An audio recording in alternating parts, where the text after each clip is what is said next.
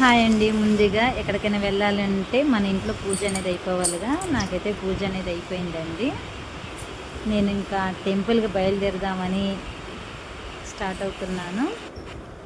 ఇదిగోండి మా ఆయనగారు నన్ను తీసుకొని వెళ్తున్నారు. ఆల్రెడీ మా పిల్లల్ని దింపేసి వచ్చారు. నేను వెళ్తున్నాను. ఇక్కడ నుండి ఒక 2 కిలోమీటర్లు ఉంటుందండి కనకదుర్గమ్మని ప్రతిష్ఠిస్తున్నారు. ఇదిగోండి టెంపుల్కి ఎంట్రన్స్ అన్నమాట. ఇది మొత్తం లైటింగ్స్ పెట్టారండి ఫుల్గా. ఇదిగోండి మొత్తం లైటింగ్సే ఉన్నాయండి. నైట్ టైంలో అయితే చాలా బాగుంది. ఒక 3 days వరకు చాలా బాగా చేశారు. ఇదిగోండి టెంపుల్ దగ్గరికి వచ్చేసాము.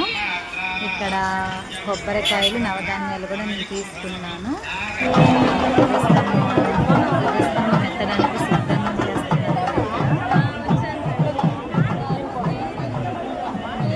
నేను కొంచెం లేట్ అయ్యేసరికి వెనకున్నాను అనమాట.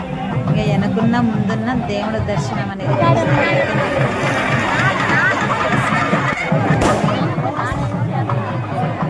ఇక్కడైతే టపాసులు పేల్చారండి. చాలా చాలా బాగా జరిగింది అనమాట. నైట్ టైం అయితే బాగుండేది టపాసులు పేల్చేది. మార్నింగ్ అమ్మవారి విగ్రహం ప్రతిష్ట కదండి. మార్నింగే ఇదిగోండి నేను గజస్తంభం ఎత్తే ప్లేసులు నవధాన్యాలు అనేవి వేస్తున్నాను.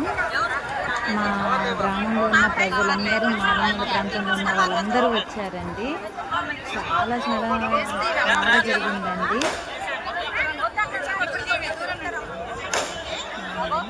మా అమ్మగారండి వేసేది. మా అమ్మగారు వేసాక నేను కూడా వేస్తున్నాను నవధాన్యాలు.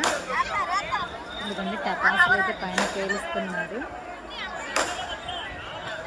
ఆ తల్లి అందరినీ చల్లగా చూడాలని నేనైతే దండం పెట్టుకున్నాను. అంతా సిద్ధం చేస్తున్నారు. ఆ గజస్తంభం అనేది సెట్ అవ్వడానికి చాలా టైం తీసుకుందండి.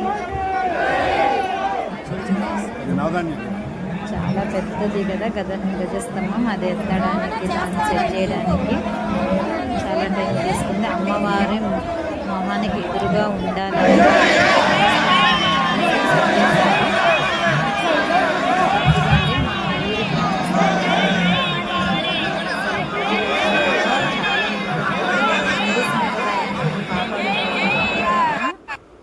ఇదిగోండి నేను ఇక్కడ టెంపుల్లో ఉన్నాను. టెంపుల్లో అమ్మవారిని కూడా చూపిస్తారనేసి తలుపులు తీస్తారని మేము ఉన్నామన్నమాట. ఇక్కడ చిన్న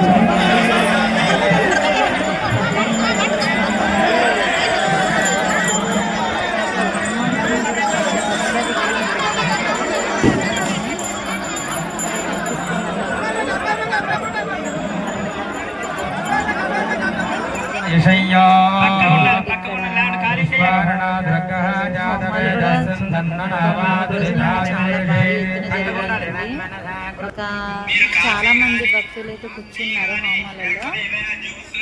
ఇదిగోండి గజస్తంభం ఎత్తాక మేము ఇక్కడ కొబ్బరికాయ మీద పెట్టాం. మా పాప నేను కలిసి కొబ్బరికాయ అయితే చాలా చక్కగా పగిలిందండి.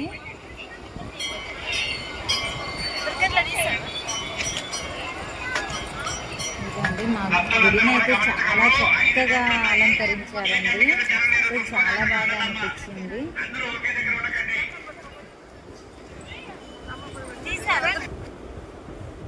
ఎందుకంటే హోమగుండం చుట్టూ కూడా ఇంకొంచెం పూజలు అనేవి అక్కడ కూడా జరుగుతున్నాయి. అక్కడ మొత్తం అయిపోయాక చాలా వేద పండితులతో మంత్రతంత్రాల మధ్యన చాలా చక్కగా జరిగిందండి. ఇదిగోండి శివుణ్ణి కూడా ప్రతిష్ఠించారు. శివుడు ఇదిగోండి ఇంకా అమ్మవారిని తలుపు తీయడానికి సిద్ధంగా ఉన్నారు. ఆవుని తీసుకొని వచ్చారండి. ఆవుని ఇక్కడ అద్దం కూడా సెట్ చేశారనమాట. ఇదిగో అమ్మవారి దర్శనం అయితే చాలా కన్నుల పండగగా జరిగిందండి. ఇదే మొదటి హారతి అమ్మవారికి ఇవ్వడం. ఇట్లా తలుపులు తీసాక పంతులు గారు అనేది అందరికీ హారతి అనేది చూపించారు. అమ్మవారైతే చాలా కళగా నిండుగా ధనంగా చాలా బాగుందండి. 2 కళ్ళు సరిపోలేదు. మొత్తం మీద అమ్మవారి దర్శనం అయితే చాలా చక్కగా జరిగింది. అసలు ఎండ అనేది లెక్క చేయకుండా కూడా వచ్చారండి చాలామంది భక్తులు. కానీ ఆ రోజు మాత్రం వాతావరణం చాలా కూల్గా ఉందండి. ఈవినింగ్ వరకు కూడా మాకు ఎండ అనేది అనిపించలేదు. మబ్బు చేసింది. ఆ నైట్ వర్షం కూడా పడిందండి. అమ్మవారిని ఇవాళ ప్రతిష్ఠిస్తున్నాగా ఇదిగోండి పైన గుడి గోపురం పైనుండి పూర్ణాలు అని ఉండ్రాలు వేస్తూ ఉంటే అందరు భక్తులందరూ అట్లాగా నిలబడి ఉన్నారు. మాకైతే దొరకలేదు. ఎవరో ఒకటి ఇస్తే తీసుకున్నా. ఇదిగోండి ఇక్కడ వినాయకుడికి నేను దండం పెట్టుకుంటున్నాను.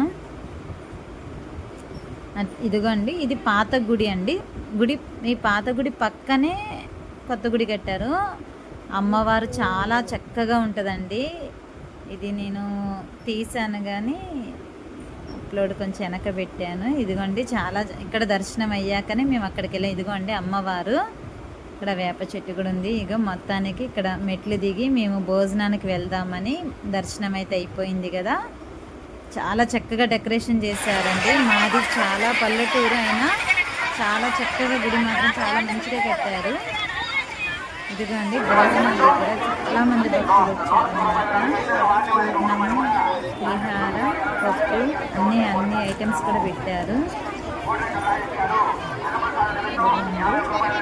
పెరుగు కూడా ఇలా అన్నీ పెట్టారు. ఐటమ్స్ చాలా బాగా పెట్టారు. భోజనాలు కూడా బాగున్నాయి. లాస్ట్లో మా అమ్మగారు మా పాప కలిసి మేము ఇట్లా ఫొటోస్ దిగాము.